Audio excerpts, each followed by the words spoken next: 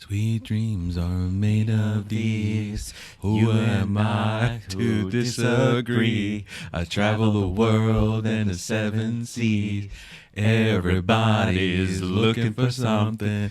Ooh. Oh, I screwed that note up. Hey everyone, welcome to the Moe and O show. My name is Omar Gonzalez. And I'm Moe Morales. And we are two friends from high school, grammar school. We went to fourth grade together. We like to talk photography mostly, but tech and food. And I got something to talk to you about, brah. Dime, nene, talk to me. So I was trying to up my styling game. I feel like most men dress like boys. We dress like teenagers. You go to a restaurant, what do you see? T-shirts, Totally. shorts, sweats, Sneakers, flip-flop. Man, Crocs. what's with the? We need to stop with the flip-flops in And Crocs. restaurants. You ever see the Sopranos episode with the hat? I've never watched Sopranos. All right, so there's a great moment where Tony Soprano, they're in a fancy restaurant, Italian restaurant, and there's a guy wearing a hat. Take your hat off. Excuse me? They don't sell hot dogs here. They took the bleachers out 2 years ago. I think he says his line is, "They don't serve hot dogs here." Awesome. So maybe we'll put the clip up here really quick, but he gets the guy to take his hat off. Let's just say Tony that. Soprano got a lot of people do that. Yeah. So I feel that it's happening to me. I feel that my wardrobe is like, man, I dress like a teenager. So I wanted to up my sort of cool guy style game. Your adult look. Adult look, absolutely. Like I've got no cool. And then you go through a magazine, you see Brad Pitt. I'm like, damn, brother. Like even his childish clothes look adult on Yeah, him. yeah. He wears a hoodie. He could Yeah, rock he's like, that "Whoa, thing. That's a good hoodie. Damn, man. I need that hoodie." Yeah, you wear it. You're like freaking homeless. Like. Sir, do you need $1? Exactly. So I tried, you go to the store and it's like so overwhelming, you know. So I got a stylist, sort of. We're not sponsored by, of course, but I'm trying Stitchfix.com. Do He you know says what it like we're sponsored. I think he's lying to both of us. Put the logo here, really. No, Stitchfix.com, and there's a couple of different companies, but it's a company that dresses you. Right, and Stitch Fix actually uses name brand people. For instance, if you're using them as a woman, they actually I do use them as a woman. easy now, Papa.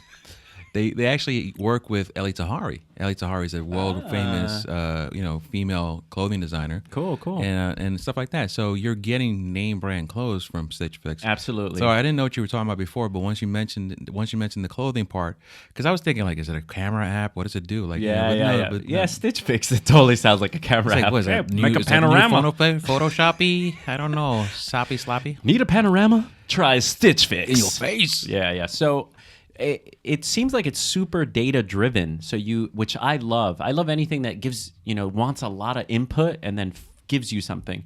So you go through this sign in process where you tell them, and it's very visual. So as a photographer, you're like, yeah, would you wear this or this? This or this? Do you want this belt or that belt? And so you give it a lot of info. Now, here's the funny part. What? Like, you're not sponsored, but I'm already going to go check it out when I get home. Because exactly what you're just talking about, like, yeah, I wouldn't wear that. They made me an offer I couldn't refuse. You talk about Tony's little take off your hat.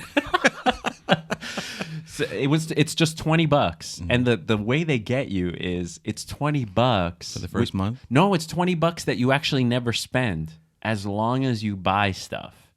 As soon as you go a month without, like, hey, I don't want like any of this clothes. Well, let me explain what it is first. But basically, if you don't purchase any of the things they send you, it charges you $20 for that month.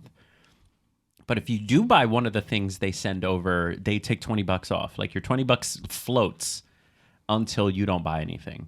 So what happens if you go 2 months without buying anything? Then you paid $40 for someone to style you. So basically, every month could be $20, or it could be the price of the clothing you got minus $20. You get it? Yeah. Yeah. And what's cool is if you input the data enough, let me explain I've only had one shipment come, and the second one's about to come. So the first one came, and first of all, you're like getting stuff. So like the box comes, and you're like, yay. So opened it up, and the stylist is like a little card from a personal stylist, and they tell you what they decided to do with you. Now the mistake I made, let's just say they put jeans in there. So they had a cool casual look and it's my fault. It came with jeans, these amazing gray shoes, which I guess I'll put a picture up or something. Great shirt, which I ended up keeping. And then some other stuff, but was way too casual. One was like a baseball kind of shirt with buttons. And I realized, I'm like, what is this? I was trying to up my Brad Pitt game. Mm-hmm. It's the data I gave him. I was too honest. It's like, would you wear this? Yeah, I'll wear this damn T-shirt. Would you wear this? If you're trying to change, you specifically, if you're trying to change your game, you can't be honest. Yes. You should have had your wife do it. So I went back and changed my data. And it hurt because like when jeans come up, it's like, would you wear these? You're like, I would. So odd. I wear them every Send them day. now.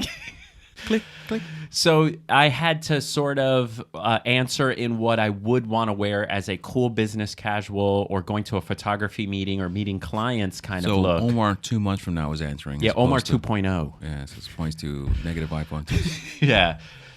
And so we'll see. And I wrote a note back to the stylist saying, you did a great job. She did a great job. She dressed in it's an outfit you could wear the whole thing. It's like a sweater with a shirt and a thing. Like you could just go out with it. That was the coolest thing. It was a whole full outfit.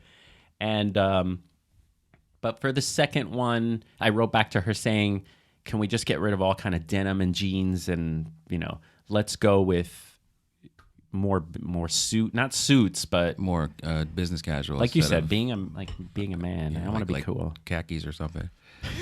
Not khakis. Khakis aren't that cool. Khakis. I was like, that loafers. The word alone, right? It's like caca. Caca. Man, where am I? Caca out of here. So not sponsored by, but I'll give you an update on the second shipment when it comes in, and I'm excited to maybe look a little bit more adult. We're actually all hoping he's going to take a full body picture of him wearing the outfit, see what that looks like. Omar version 2.0. Start a channel about fashion. All right, so what are we going to talk about this week? I don't know. What do you do in the world of YouTube for influencing what you do? Let me ask you that question. That sounds like you just read that right off this right piece of here. paper. except for the words. Exactly. I made up the words. He did. I think we decided to talk about what YouTube channels are our go-tos. All right, so let's rattle some off. You start. So we'll say phlearn. We'll say... all right, let's start with phlearn. Okay. What do you like? I like that... Aaron Nace. First of all, yeah, if you have Photoshop and you ever have a question on how to do anything, and you just type in Photoshop, how do I... I'm loving it. So... if you ever just type in Photoshop how to do whatever, oh my God, he's going to be one of the many choices. It's going to say it's phlearn with a PH, right? PHLEARN. Yeah. And Aaron Nace he has a nice staff. He's hilarious. Well, he's not drop dead hilarious, but he makes the tutorial process easier. Enjoyable. Yeah. Right. And some may say that he goes on a little too long, but I think he covers everything. I think he from a beginner. That's true. Photoshopper. That's true. His level of detail is important. Yeah. Now, when you get more seasoned and salty and bitter, you're like, get to the point, man. You may find get to the point if you're a little bit more advanced, but you're right. As a beginner, phlearn, he was so approachable and great as a teacher. Mm-hmm. And some people complain that he repeats himself a lot, but you need that when you're learning. Right, because he said it at the beginning of the video. How many Photoshop video. things have you done, and then you're like, frequency separation, how do I do that again? What did you got to I do? keep rewatching. Right. But if someone repeats it, and you do it, and you repeat it, you could eventually do it. And it's I just stuttered. It's so good.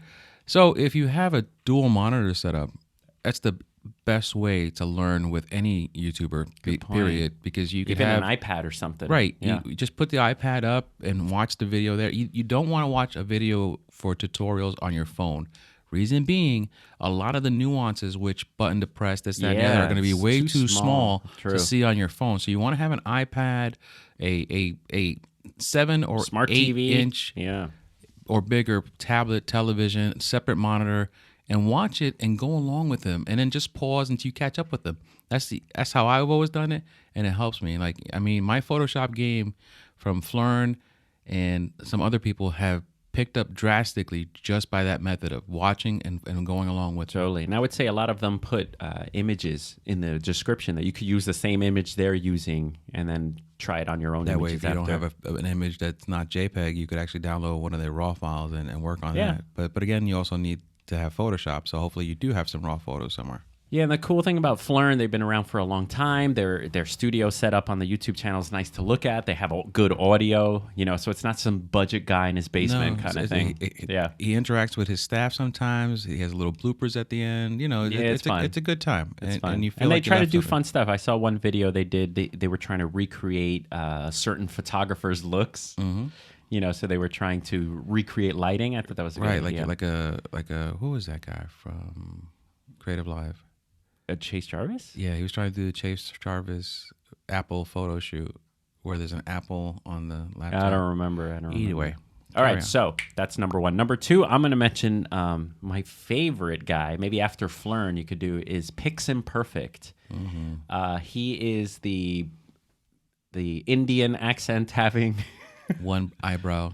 I love what he's like, Zed or Z, depending on what country you're from.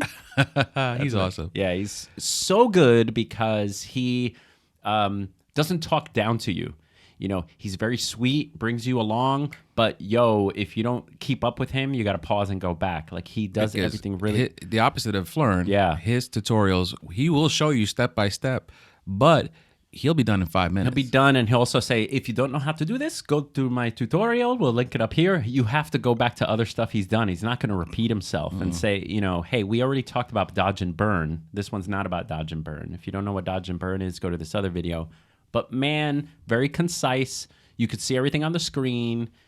You could use the pictures, that he has. Also, great very, teacher. very, very helpful to what I've done in the past too. Like one of the photos that I photoshopped us into was all him. Yeah, my frequency separation, also my dodge and burn, I learned through him, and it's still in flux. I don't know. Have you done any of that stuff? Frequency separation, dodge and burn? I think it's too complex, the frequency.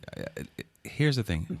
I haven't had a need to delve that deep into it. I've watched them. Yeah. Between I've seen Phlearn's, I've seen some other people's, and I always sit back and say, I'm not on that level. No. You know what it is? I'm not editing on that You're level. right. You're not at the level, neither am I, but here's what it is. Those techniques, like you could do stuff on Photoshop, like you could remove a fire hydrant. Mm-hmm. That is a technique. But the frequency separation and the dodge and burning is a stroke art.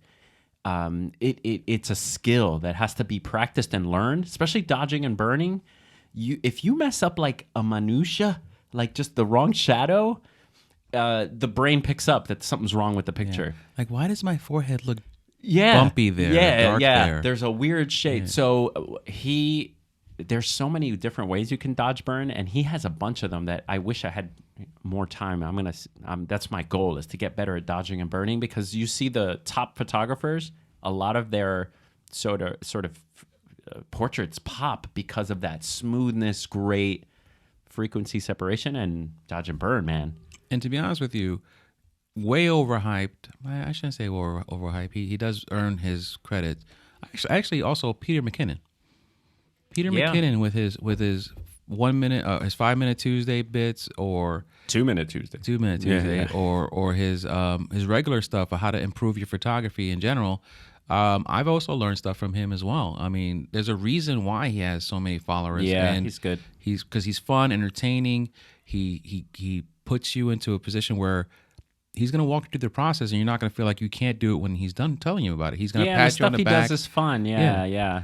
Like those camera tricks, how to make magic looking, how to make things look magical in your photos by Yeah, for me, he's he's more video based than I need, but I definitely watch him for his photography stuff, and his vlogging is great. He's such a nice guy. I just recently showed my wife of Peter McKinnon. She's like, "What is this?" And then like by 5 minutes, she's like, "Peter." Yeah, so that's the whole thing. Like he tells you a story. Yeah. Like, so even if you don't learn anything, you still enjoyed the story. Totally. So he's one of mine. All right, so I'm gonna mention Tom Heaton. And he is a landscape photographer that is, if you have patience, you watch his process, because he's out in the wild and he's completely he's setting up his tripod and his camera. You can't be like, where's this going? Because sometimes the video is only about one photograph that he took. Mm-hmm. But there's something beautiful about that. There's something beautiful about how we have gotten away from making a picture. Instead of just taking, and then later editing, he's thinking about the process. He tells you what he's thinking. So Tom Heaton, if you're into landscape photography. I think he's like a cool. So his technique works for your clients because your clients believe one picture is all it's going to take to make everything perfect. Which doesn't happen. It's like, yeah. So I just. How many times you ever heard that sales pitch from a client? Yeah, I just need you to take one picture. Just take one picture. Yeah. Please. Yes. Everything that goes. I'll be right there. But with that said, on Thursday I will probably be doing a shoot where my goal is to pretend it's a magazine shot and do a super editorial, set up a bunch of lights and like, the scene to see what that's like. That'd be awesome. I can't wait to see it. Yeah. If you want to come, we'll talk. Thursday. Ugh. I know. The work day. Let's transition over to, since he's written down on the paper already. Let's transition over to who do I go to for information as far as reviews and stuff like that. Oh, like a new camera comes out. Like a new camera, new What's lenses. your go? Like you click on right off the bat when a new lens comes out. I'm looking for to see the DP review guys or the old. They used to be on the camera store. Yes, Chris and I don't know the other guy. I know it's Chris Nichols and. We're horrible people. I love that guy too. Hey, me too. Like when he takes up the video portion. Right, look it up while I talk. Look it up. Chris and Chuck. There he is. Chuck Taylor. So so the camera store guy, Chris, I feel that their reviews are very honest and they definitely are very good reviewers because they do what's called sandwiching. If you're going to give anyone criticism, you sandwich the criticism. That means say something great about it, put the ham as the criticism, and then the other end with something nice. And so they have a good balance in telling you what's wrong with cameras, but also working with manufacturers and getting access to a lot of great gear so they can bring it to us. So what the hell is that guy's name? That's so sad. I have to pull up a video, actually. Yeah, I bet maybe at the bottom it'll say at the bottom it'll say Chris and Jordan. Dang it, Jordan. That's right. He's the video guy. So that's DP Review. They used to be the camera store, and by the way, the camera store channel is still going on, and they got another good crew there. Yeah, they're good. They're. Here's the thing: if you've never saw Chris and Jordan, yeah, you would be like, these guys are awesome. Yeah, but because you saw Chris and Jordan, they're like the Moe and O of video reviews, of camera reviews. They suck then? Oh, that's so hurtful. Zinger! No, but they had a chemistry. That you could tell that they were comfortable with each other. Totally. And what one person would do, the other one would pick up right on it. Do you know what channel didn't survive that switch? Who? The Kai's channel. Oh. What were they called? The Digirev. Yeah. So yeah. Digirev, Kai and Locke left. Right. And they put in people that, man, it wasn't their fault. It's not their fault. But Kai and Wong's personality Locke and their personality of spending so much time together, their videos were hilarious before they were talking about the product. Yeah. So whoever you got brought in there, first of all, people knew what kind of a departure it was. It wasn't a friendly departure.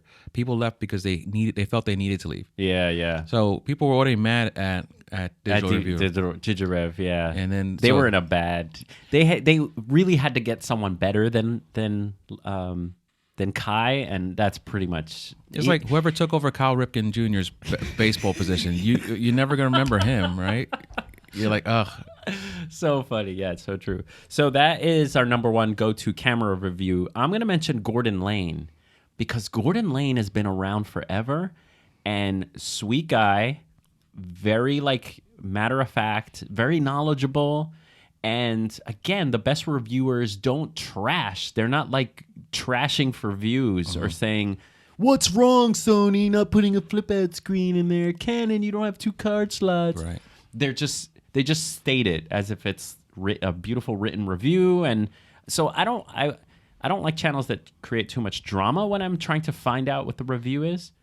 So I think that Gordon Lane, 2 thumbs up. I like also now this guy is not going to be for everybody. He's dryish, but if you're that person when you want a review for a lens, you want to know all the negatives, all the positives, where it's soft, where it's sharp, where it's sold, how it's made. Dustin Abbot. Oh, he will tell you. Oh yeah, good one. More information, but you're leaving there. You don't have any questions about the lens when you leave there. I agree with dry, but very professional. Very professional, informative, like beyond belief. So again, if you just want the nuts and bolts and you're not in the mood for the humor and the levity, he's your man. That's a good one. I forgot to put that on my list, but yeah, he's really, really good for, like you said, just tell me the facts. And he performs tests. Thorough tests. Thorough. Like he'll check the corners for sharpness, for softness. He'll check where is it, what f-stop are you going to get the best coverage for that lens. Like he's going to give information you didn't even know you wanted. And you're not, again, if you don't go there for the levity and the humor, you're going to leave there happy because the guy thoroughly tests whatever he's looking at. Agreed. So I'm going to say the Northrops. And what's funny is I used to watch Tony Northrup when he was alone, and Chelsea was kind of like his wife model. But I fell in love with the Northrops more when his Puerto Rican wife, Chelsea, started being more part of the channel because of her. She is like family. She's kind of like my family. You know how like we are. She's snarky, confident, beautiful, and intelligent. I tell you all the time, I love and hate Tony Northrup. Really? I love him. I like him. No. Here, hate's a strong word. Let me walk that back. Don't be a hater, yo. I can't hate him because he does provide information. When I get a brand new camera, I go to his full camera review. It's usually an hour plus, and it tells you everything that camera does. Oh, yeah. But he seems snarky sometimes. Yeah, he does. And again, that's not his problem. One of his worst performing videos was that camera settings don't matter. I don't know if you've ever seen that, but if you watch it, he's arguing that like people keep asking him what the f-stop is. He was so angry in that video. He's like, it doesn't matter. It's how long I was sitting in the bushes for a week to get the picture. Again, you're not going to leave watching his video, and most of the time you're gonna get more information. You're gonna leave satisfied with the video. Totally. He sometimes is funny. Him and his wife together are hilarious when they want to be. Chelsea, I love her. But remember when which camera just came out that they had to apologize for not the liking? Nikon Z. Oh, they're like, we don't, because they met with the team and everything. And they're like, we feel so bad having to say these bad things about it. And you actually laughed. You felt bad. It was like an emotional filled video. So together, I love them. Yeah. Agreed. They have a podcast and they have good banter. They have good topics. And they have a good battle with Jared Polin. Yeah, he was on their show. They kind of trying to squash. Yeah. So good for them. Yeah. Did you see him on the show? It was an awkward show. And I felt like he was a little bit of an a-hole. He was being aggressive. No, not so much his behavior, but he started cursing right away on purpose just to be like, I could do this. Instead of being like a humble guest and coming on and being like, I'm going to behave. That's what I'm saying. He did his thing on there. They tried to squash it. Very Good cringy at times. Right, Yeah. First 3 minutes were like tough. Cringe. But anyway, who's next? Okay. Adorama. Tell me about one of them. All right. Well, so I'll pick. Who do you want, Daniel or I'll pick Joe? Daniel. Okay, go. Daniel's a guy. He takes you behind the scenes in the studios. He takes you out on the road. Oh, sorry. The channel is we didn't say the YouTube channel is Adorama Learning. Is it Adorama Learning or Adorama TV or maybe both? Adorama TV? It could be both. Yeah. Either way, just type in Adorama. You'll find him. Please find him. So he's also both of these people. I mean, we could talk about them at the same time because you're not going to leave there without thorough demonstrations. Yeah, demos. Thorough demonstrations. We could throw Mark Wallace in there. Mark Wallace. Where is Mark Wallace? He's back. He just did one. He just did a couple. I love Mark Wallace. I think he was away for a long time. When I got my Nikon D7000, and that's when I decided I'm going to really get into photography, not just take pictures that I love. He helped me through a lot. Totally. Look up the exposure triangle. If you just type in exposure triangle, I think Mark Wallace's video is one of the top hits. And so the entire crew over at Adorama, I mean, again, Daniel is so thorough with his demonstrations. He might sound big wordy, but it's okay. But it's okay because it's not. Shut up, all right? Yeah. Stop overthinking stuff. Just watch the guy. Don't let his big words bother you because by the end of the show, the end of the episode, you're going to know more than when you walked in there. And that's the important thing about anything on YouTube.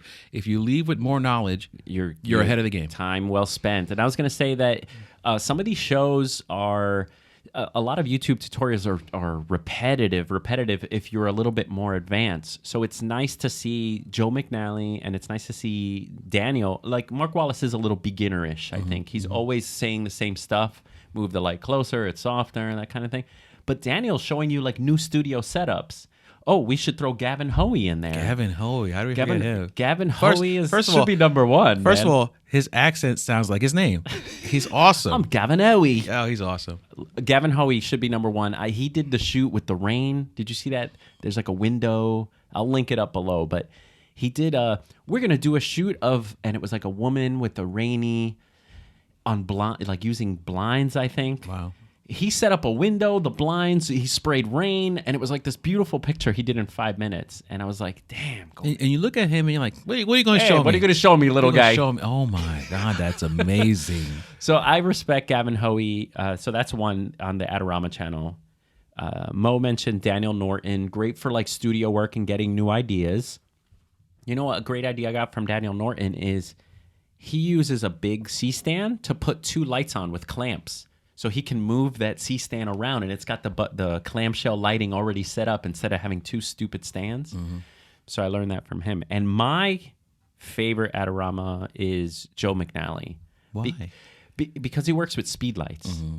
And I think he works with speed lights, which is kind of a, quote, beginner tool, but he rocks it pro. Like he'll have 5 speed lights in a auditorium or something, and it's so great to see professional results with speed lights. I'm because I rock speed lights for so long, I don't see them as beginner tool. I think they're beginner's tools if you don't know how to use them. No, they're beginner's tool. Well, I was going to say they're beginner's tools as in that's what we start with. No one's really buying like a strobe to begin with. Right. What do I do with this thing? Well, everyone starts with a little flash. There are people out there buying all the photography. Yeah, right.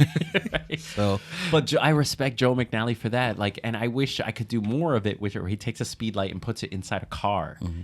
You know, that's like flexing your brain, your photography brain. Like, where can I put the speed light? Yeah. Inside a lamp.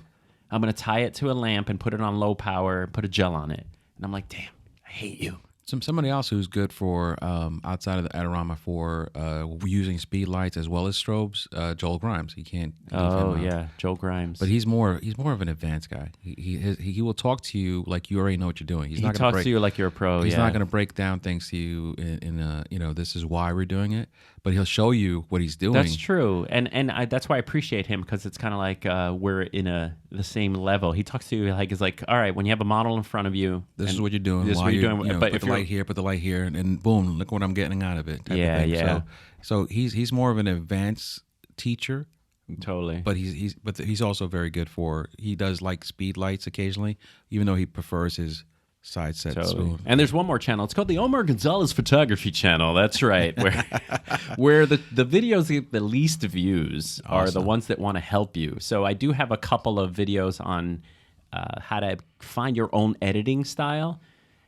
Because I got a little tired of people pushing presets, which you're not even guaranteed that Lightroom will be able to like use those as the Lightroom progresses, and you can do everything that a preset does, and that's easily. So first of all, and you also have a very good video on how to cull and put your media storage and all that stuff. So yeah, check out his channel if you have. Yeah, the learning ones. If you're here because of his channel, we understand. But if you're here not because of his channel, check him out. Thank you. Check him out. That means you're here for Mo. All right, bastards. But yeah, so definitely. Oh, I lost all my train of thought. No, it's good. It's that they're the least viewed videos, but they're probably the most valuable are the learning ones. Anytime I mention gear, the views skyrocket. People want to talk about gear. It's the same thing with phones. They don't want you to tell me what the phone does. Just talk about the phone. Talk about the phone. Yeah. All right, buddy. We did another one. Awesome. You seem tired. Oh, man. My brain That's it. hurts. The show's over. My brain hurts so All right, let much. us know, guys, what YouTube channels you prefer. And if you want to actually link them in the comments, don't link any spam, yo. No. We watching you. We know what we're talking about. And don't rickroll us, yo. Rickroll us. Ready? Never gonna give you up. Never gonna let you down.